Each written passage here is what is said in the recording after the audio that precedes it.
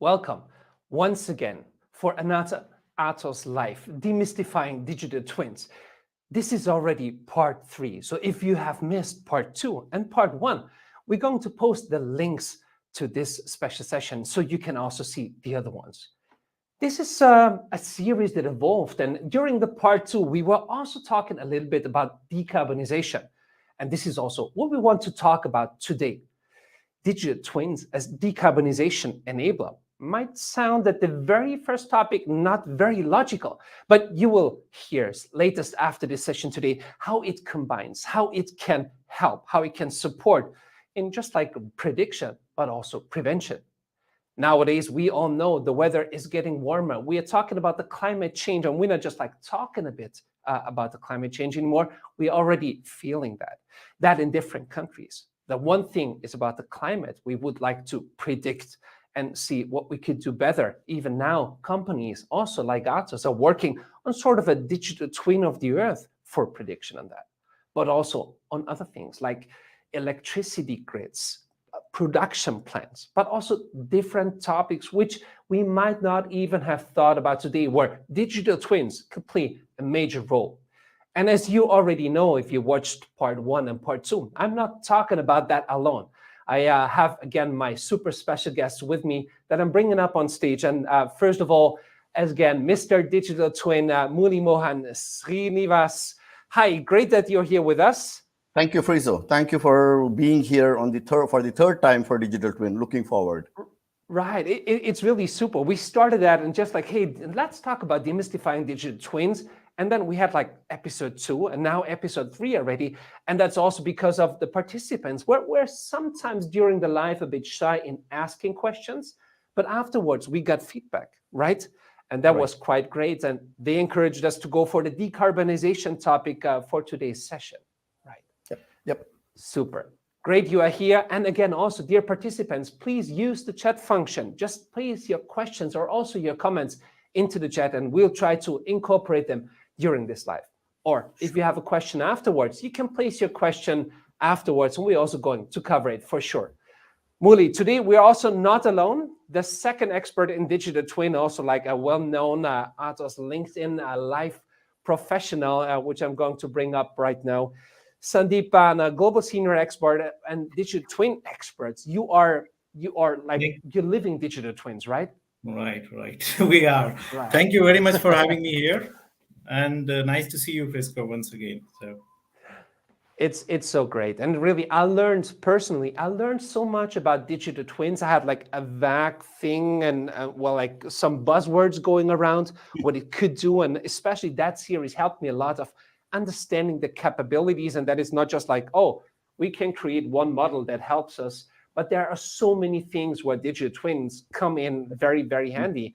Excellent. And I think one special one is decarbonization. Yeah, so we're talking about decarbonization, energy, and even hydrogen. And for this, I would like to have a very, very special guest today with us.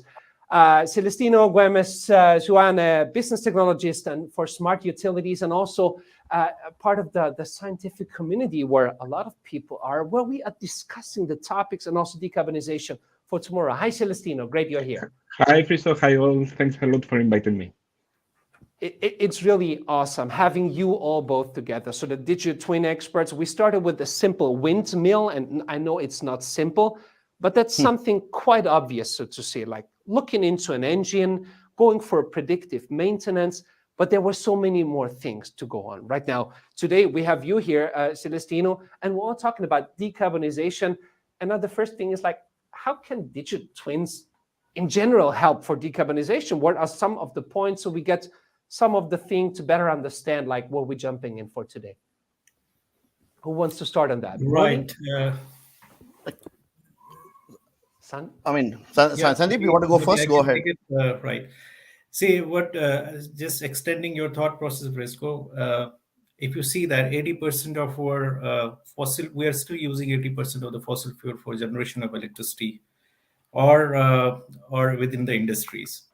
So which roughly translates, I can say, the 10,000 billion tons of carbon. And I can say that in roughly around, so I may not give the exact figures, 25% of this carbon emission is contribution because of this usage of fossil fuel. Now coming to the point, so how we see from a digital twin perspective, how we can see, so how decarbonization can be controlled, or we will try to control it through certain technologies and all. So there are four elements, four areas. So number one, how we can minimize the carbon emission. Number one, so we all know that replacing renewable energy, for example, wind, solar, everybody knows, or hydro, replacing for generation of electricity. That is the first thing.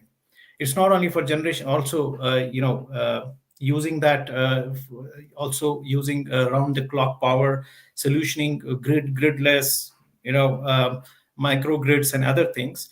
So captive power plants and other areas. So this is because every industry uses electricity as the basis source. So you talk about any Right. industry, transportation, manufacturing, electricity is the fundamental thing.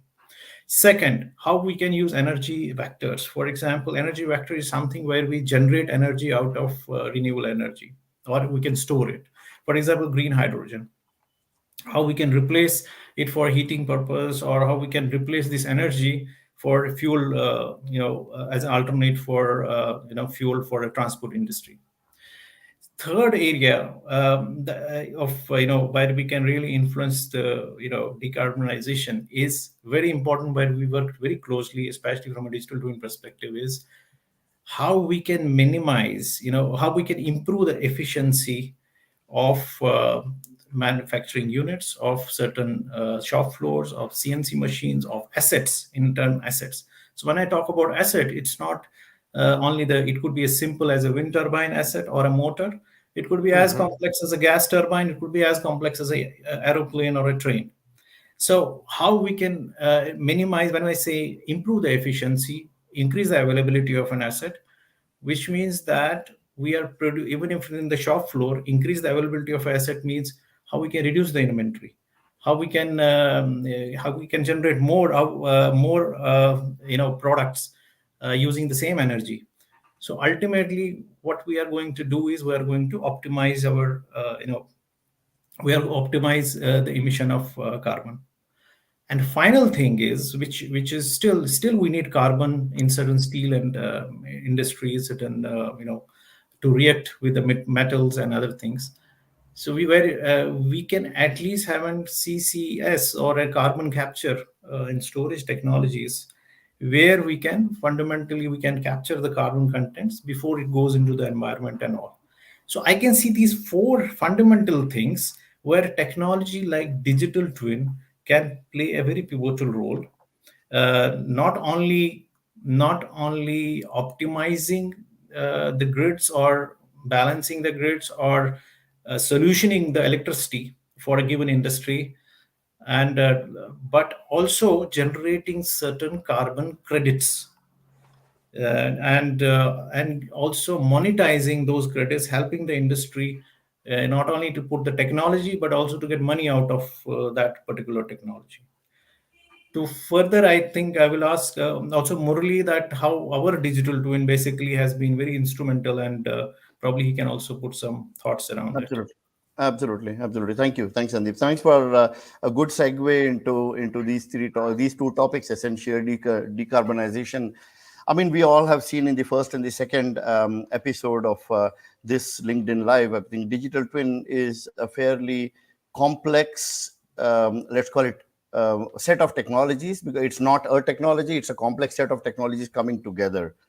So now we are trying to marry it with another complex topic, which is decarbonization, which has, let's call it, multiple phases, if I can say so, right? And Sandeep very well covered all of them. One is obviously the cost part of it. The other part of it is monetizing it and actually making the industry really, let's call it, earn credits out of it.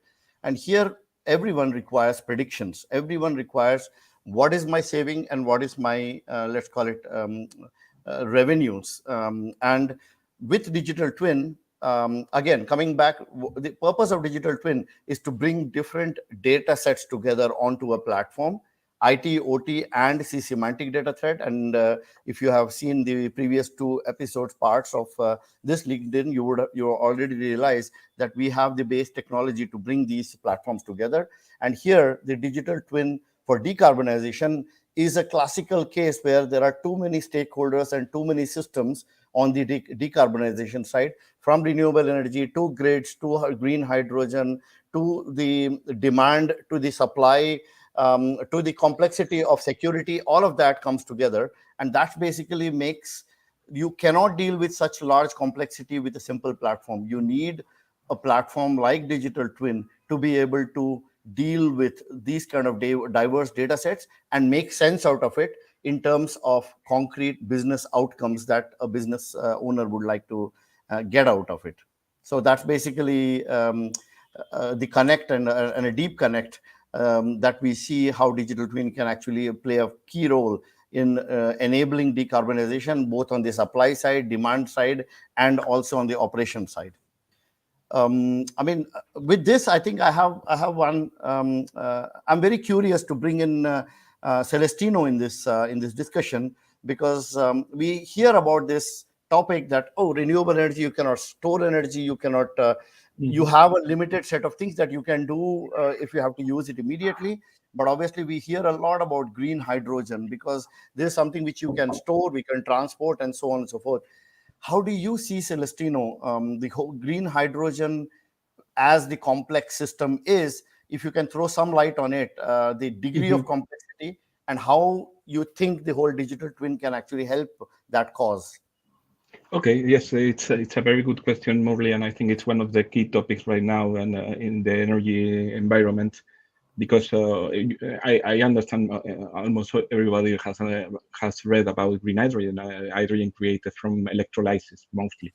Here the important word on hydrogen is versatility. But hydrogen is a very versatile energy vector. You can use that for integrated with gas for heating. You can use that to store and convert back to electricity. You can use it also as fuel for vehicles, for different types of vehicles, and you can use it even for decarbonizing hard to decarbonize industries like steel, for example. You can use heat from hydrogen as replacement of electricity. So the good thing of hydrogen is versatility. At the same time, it's a little bit of its problem, because it needs to compete with many others, and this is being addressed in a growing industry. The growth of industry, it's expected to grow by 10 in the coming years, because some studies have commented that this can address 45% of our greenhouse emissions.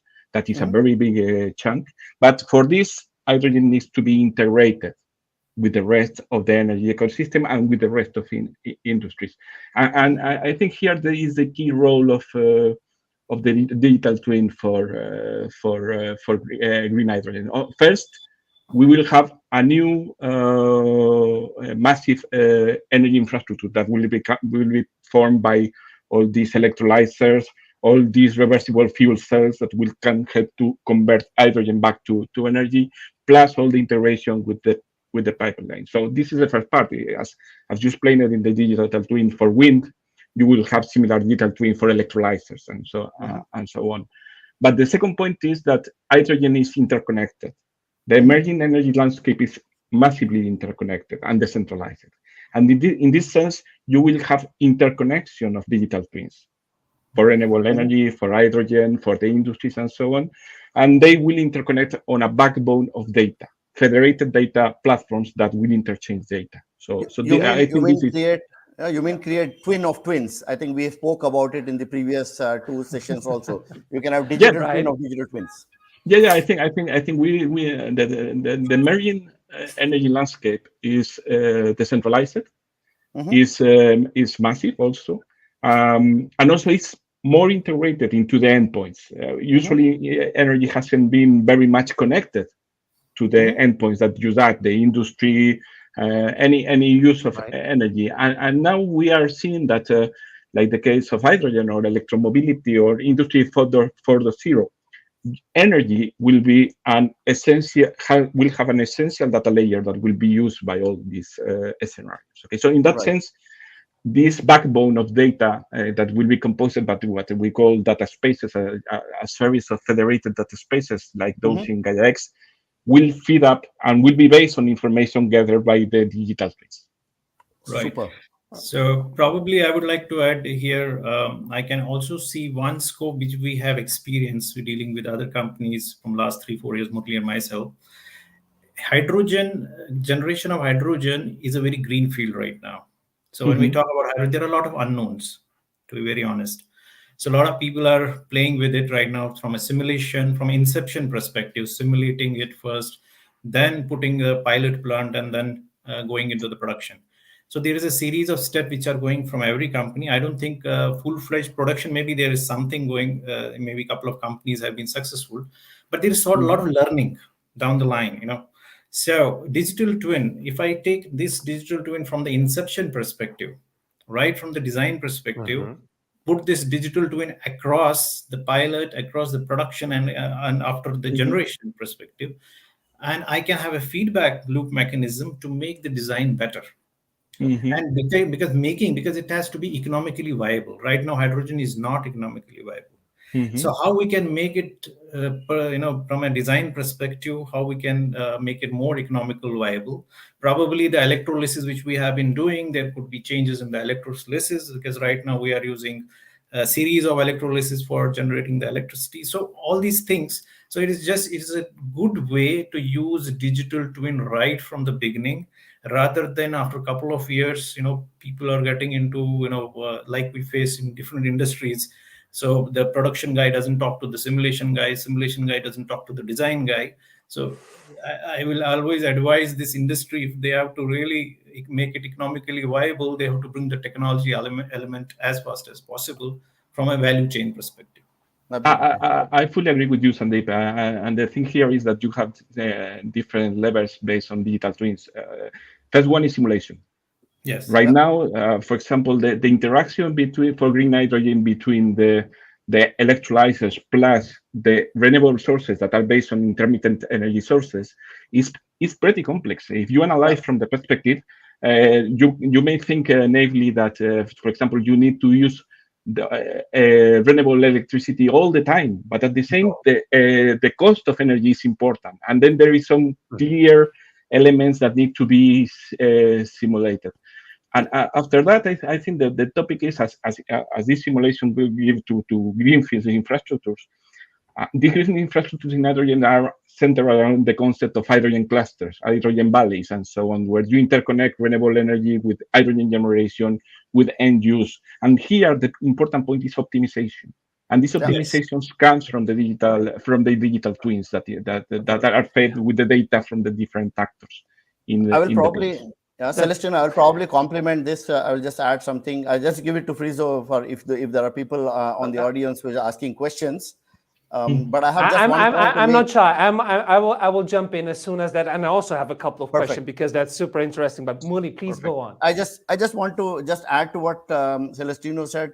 In fact, me and Sandeep, we have had discussion with leading, let's call it consulting, university organization here in Germany, and one of the government agencies in Europe. Basically, the objective is, that we have I mean, Europe wants to go less and less on the natural gas coming from Russia. So obviously looking for alternatives, and there have been projects going on, specific cities in Germany and across Europe. How can we actually blend hydrogen into the natural gas so that we reduce the cost of the imports that most of these countries are doing in Europe? So in that whole pursuit, the behavior of hydrogen is something which can be only simulated in a lab environment. But in a real world, when you have different temperatures during the year, when you have different flow patterns during the year, and you want to put it to the end customer in the pipes, the behavior of that is very unpredictable because it's also very combustible.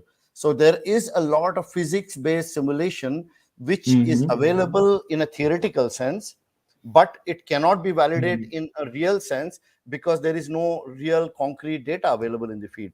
So what our digital twin is able to, we are discussing with these organizations, is how we can take back the real world data, temperature, pressure, viscosity, or even flow rates, combustibility, and so on and so forth, back to the simulation model to be able to have a predictable and a safe environment in which green hydrogen can be used as a fuel and also as a feed material when it comes to petrochemical plants or other plants where basically hydrogen is a very key element as far as the feed material is concerned. So that's basically just an example of the physics-based simulation with the real-world data and combining it with the physics-based simulation. Great. You wanted to pick up something, right?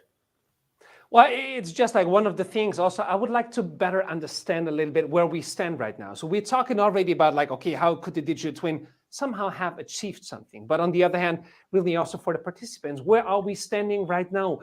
Hydrogen, we spoke about like the cost of producing hydrogen at all. Yeah. There are certain levels where we have to go in like different fuels to say, like, okay, we need to have like a factor X. So it gets like for a price that there's like, and then on the other hand, if we know that factor, how can we think about bringing digital twins in to achieve this factor? Murli, you were talking about theoretical data. That would have been the second question. Well, we know about fossil fuel for such a long time, but hydrogen it's not new, we know it, but as part of like something, it's newer technology. So there is a lack of data. Quite some questions, but yes, Celestino, where are we standing right now in like pricing and production, interconnection already? Is there something you can say something about that a little bit more? Really, as you say, the field of hydrogen is getting a lot of hype, let's say. Right. At the same time, the cost of green hydrogen right now is around 4 to 5 times higher than, for example, green hydrogen that is produced from fossil fuels. But this is something that is first there's a push from the governments and push from the industry towards green hydrogen, and this always accelerates the learning curve, and this impacts in the pricing. And one important point about hydrogen is that there are several different uses, and let's say the levelized cost of hydrogen when it makes sense for different uses is different. Okay, you may have different prices for using hydrogen in different ways. And in this case, for example, for some topics like, for example, now also we have some acceleration due to the geopolitical issues of replacing gas. And in fact, the REPowerEU plan accelerates the adoption of hydrogen, is pushing for acceleration of topics of hydrogen. So the thing is, most probably you will have sooner cases related to mixing hydrogen with natural gas in the pipes in very small percentages, but this will have a definite impact, and later you will become replacing more difficult to substitute uses. So for example, and this will come also with the learning curve and the typical acceleration of a technology that is getting some traction on the investment by the government. So you may also you need to take into account, and this is important of the simulation digital twin, is I told before that there are competitors to hydrogen. So you need to balance when it's better to have hydrogen storage for energy, what is better to have batteries, and you need to make them both being compatible in a way that they can be integrated. Okay. Absolutely. I mean, that brings me to a question. Maybe Sandeep, if you recollect that we were extending digital twin not only to do a simulation on the physics and the behavioral pattern, we also wanted to extend that towards a commercial simulation when it comes to making it a viable solution, because we have the data, and what we can do is transport that and rephrase it or reframe it into a commercial model where we can actually use the digital twin data to actually make a commercial validation of a certain technology for decarbonization, right? Yes, I think the most important thing when we go to the industry sector is data, which is generated through the different assets. Now, very important thing is that's where how we can say, because still this is a green field, I can say, but maybe there are some areas where people have already worked on it. How we can say that this particular CNC machine has consumed this much of energy. Okay, right now there are so many machines. 60% of the industry is still 50 or 60-year-old. So they have been generating this material, products from the last 6 decades or 7 decades. Right. So they cannot change the machines overnight just for the sake of decarbonization. So it is more about how we can extract the data. That's what we try to do it in a couple of industries. How we can extract the data, how we can make value out of the data, how we can say that how much energy it is consumed, and how we can optimize it from energy perspective, where it's again using this data model, how we can optimize it further and make it more efficient, or increase the operational equipment efficiency of that particular machine. So that is where we also want to bring our company, which is Eco Act, for example, into that, how to validate that particular information. Because, okay, I say, like from digital twin, we always say we have saved 20% fuel, for example, in wind turbine industry. But who will validate that? And if I say 20% fuel is reduced based on the data, and if somebody validates that, can you give me carbon credits for that? Because I have reduced 20% of fuel. So this is like what we did in renewable energy industry, especially for wind turbine. So it has been published that this digital twin has helped them in reducing the fuel. Now, can we convert it into carbon first? And who will validate that? The Eco Act type of company, which is an Atos company, have to come forward, and we need to work with them very closely, so that the company industry will get benefit out of it. So they are encouraged to use the technology. Right. It's not like all the media, MSMEs and others, they are encouraged to use such type of technology, basically. Yep. Okay. Sandeep, as you have spoken a little bit about like Eco Act, and I just posted in the link, and we're also going to provide the link in the chat itself, so you can also access it, because on the video it's hard to click on it. How do we play together? So Atos is now just like we purchased Eco Act, yeah. So they're now part of the Atos company, but on the other hand, they're doing climate consulting, yeah. They're supporting companies in like getting their carbon footprint light. They're doing assessments. We offer decarbonization level agreement, but it's like, how does that play together? It's just like that's the puzzle stones itself to make it a bit more tangible, maybe. Sandeep or Murli? It's like, as I said, from data, we can say that we have increased the efficiency. Now, what was the baseline earlier with respect to that efficiency? Now, what we have improved. For example, I will give you an example. In one case, in digital twin, we increased the shop floor efficiency by 5%. Right. Now, what does it translate to? That means they are able to now, generate more products with the same energy. But how much energy we have saved? Now, we can say we have saved this much of energy. But we need to have a body. We need to have an external body who will validate that energy, who will say that there's this much of carbon emission has been saved, and or this much of carbon, they would have emitted 100 tons of carbon. Now they are emitting 80 tons of carbon based on these type of things. So there need to be a validation body. This is where the Eco Act plays a very vital role. There are methodologies, there are processes, and all those things, which is then validated by the international community, where when they give you the carbon certificates, and these certificates can be sold in the open market. That's an interesting Eco Act is only one part of it, right? Please. Eco Act is one part of it. Yeah? It's just one part of the whole. Eco Act is one part of the Atos asset, or what we bring to the table. But of course, we have you require simulation. So we have the HPCs. We have big data, expertise in the area of big data to analyze it, simulate it. We have SNC or the bull, where basically the whole expertise about simulation is there. So we have all the recipes to actually make an end-to-end digital twin for decarbonization available, including the certification, including the carbon credit valuation of what we can actually do. and we have a great connect to the financial market to be able to bring that across in a financial model to be able to offer it to the customer. So I mean, it's basically we are at a sweet spot to be able to provide I'm that telling end-to-end you, solution.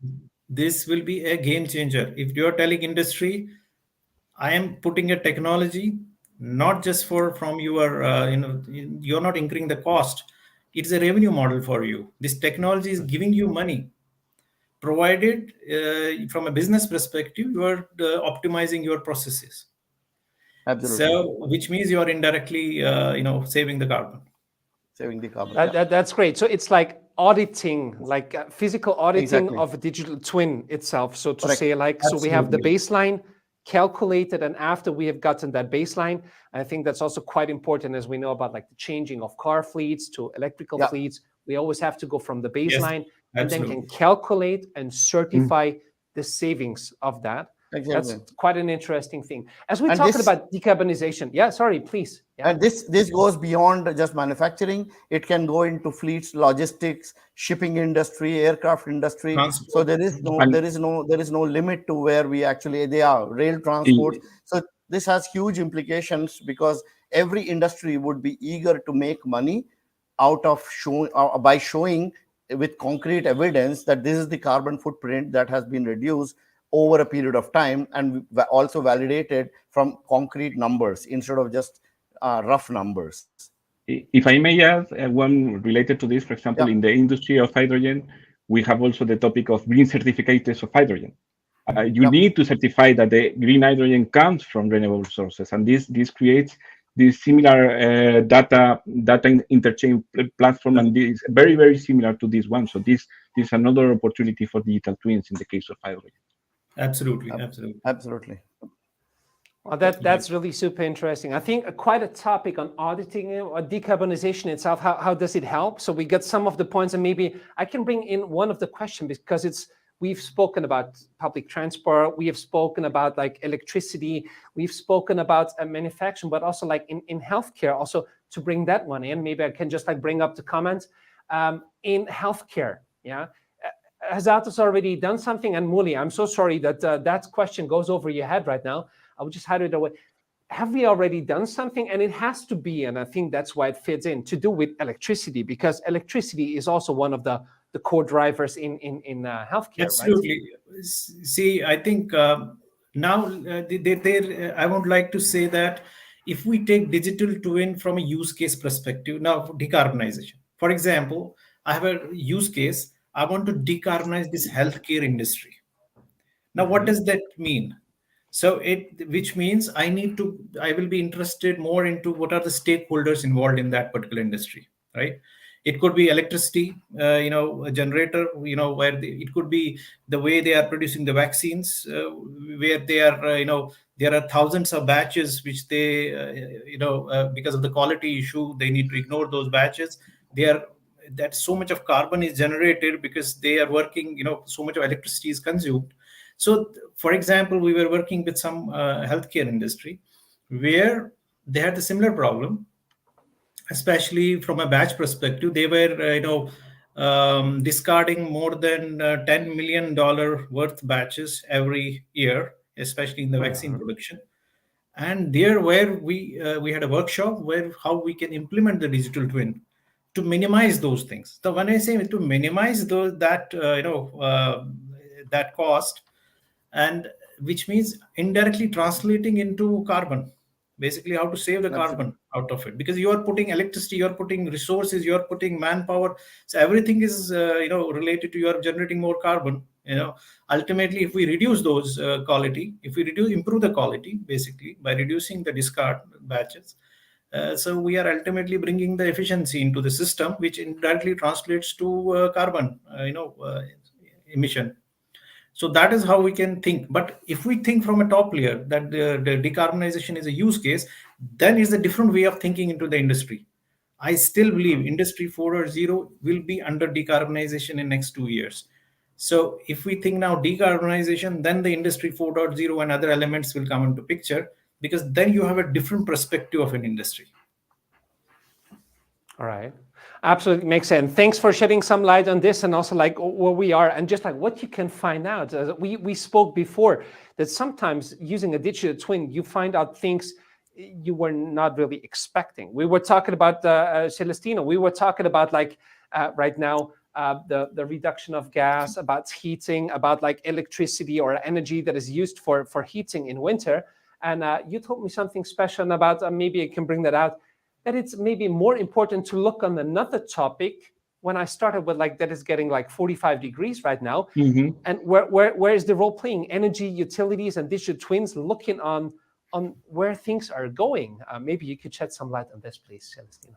Well, really, yes. The thing is, and I think this is a key topic on the carbonization that is related about how you handle topics like, for example, the societal impact of energy in the field. And I think it's related, and I maybe it's a little bit indirect, but one topic related to health, and some colleagues of us in the scientific community have been studying it, is about health equity. And then at the end, health equity will depend on energy. And for example, we are seeing the case in many countries, in Spain especially, but about that energy poverty is changing from being something that happened in the winter to something that is happening in the summer with all these heat waves. And right now, the issue is how you can optimize, for example, the use of air conditioning. And this relates, for example, to how you can use digital twin in smart buildings to the interconnection with the energy energy network. So at the same time you optimize the consumption of energy, you need to also to optimize the production, the equilibrium that is needed in this kind of topic. So this is an area where the thing is that we are moving to something that was more, in the energy world at least, more predictable and, let's say, disjointed from the world, to something that is integrated very well. Energy footprint and the decarbonization information are together, are basically they form a continuum. Not do you have energy on one side, but you have decarbonization information on the other. On the other side, and this world is more complex, and sometimes let's say the base assumptions that you have mentally done are not valid anymore. And for this, you need to simulate, you need to optimize, you need to test all the data and validate with the data that you get from this world. And this is a scenario that is really very attractive technically, but also it has a very big and as commented by Murli, the financial aspect of the digital twins is key. Right now, everything is in a regulated market, and you need to take into account the price of energy markets also for this kind of decarbonization efforts. Absolutely. Okay, well, thank you. Muli, maybe one last question, because we're running over time already again, but it's so interesting. As always. Yeah, as always. I said, like, we're going to have a 24-hour format on digital twins now. Let's see. But there's one thing. Could digital twins be one of the key drivers in making decarbonization reality in companies? So, like, assessment is the one step. Yeah, a digital twin somehow could be a lever to better understand and find the right levers to do it, and then do it, and then measure it again, like we were speaking about the loops. Could that be the thing? I imagine it would be, yeah, because we are dealing with too many unknowns today, and these are unknowns. Some which we let me say there are too many known unknowns, and there are too many unknown unknowns. And if we have to deal with these kind of situation, then you would have to put a certain kind of assumption to it to be able to create a model, simulation model, and then validate it as we go, both the known unknowns and unknown unknowns. And that's where basically I see whether it is a financial side of it, technical side of it, or the operation side of it, you need simulation models to be able to do that. And without a digital twin, I can't imagine how the industry will cope up with the humongous amount of diversity in terms of data, and also in terms of the volume of data which will come from the different sources, demand, supply, operation, all of that hitting the platform to be able to analyze. I mean, I cannot. It's humanly impossible if you don't have a platform, a digital twin platform, which probably will be able to simulate and predict how we go forward on both sides, technical and financial.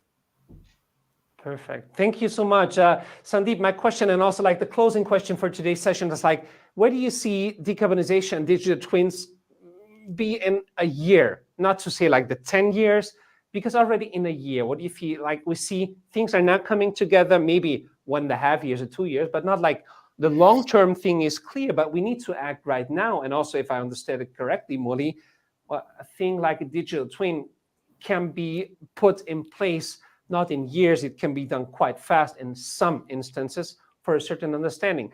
Sandeep, are you with me on that, or do you see like, oh, in Absolutely. 1 year? Absolutely. So I will say that decarbonization, I think there will be more focus from the government in the area of decarbonization, where the regulatory Right. bodies have to pitch in. There are certain areas which are still, they are still studying, like how to get the carbon benefits out of it and all those things. As I said, it's a very important thing. Like earlier, we were saying software as a business enabler. Now is a time business as a software enabler. So if you coin these words in a different way, your perception about the IT industry will also be different, because IT industry has to play a very pivotal role in decarbonization. Without technology, we cannot achieve this thing. Otherwise, everybody is working right now in silos. So I feel down the line, not only 1 year, I can see in 2-3 years, there will be a major shift within the IT industry. System integrators have to be a real system integrators, which means bringing the IPPs, power producers on the platform, bringing EPC guys on the platform, bringing EcoAct like companies, validators on the platform, and then going into being a system integrator, joining the dots, together, and being the decarbonization enabler. As I say, business as a software enabler. And this is where the system integration job is going to be, down the line in future. Perfect. Thank you so much. Sandeep, I'm already looking ahead for the next session, which I'm going to discuss Right. at the end with Molly. You know that. Thanks for joining us. And I will now say bye-bye. Celestino, wait, I need to switch over to you. Where do you see the role, hydrogen, green hydrogen, electricity, digital twins, all that come together in a year's time? I think we'll see, especially with this old geopolitical scenario, increased adoption of the initial phases of the hydrogen. Okay, so this Right. more having some, for example, examples of utility scale hydrogen generation plus integration of hydrogen in hydrogen clusters. It's early stages for hydrogen, but clearly the pieces are now. And one good point is that now, differently to what we had with solar energy or renewables or wind energy, we have the digital twins at the same time that we are creating the hydrogen infrastructure. So this will help to accelerate adoption quite a bit.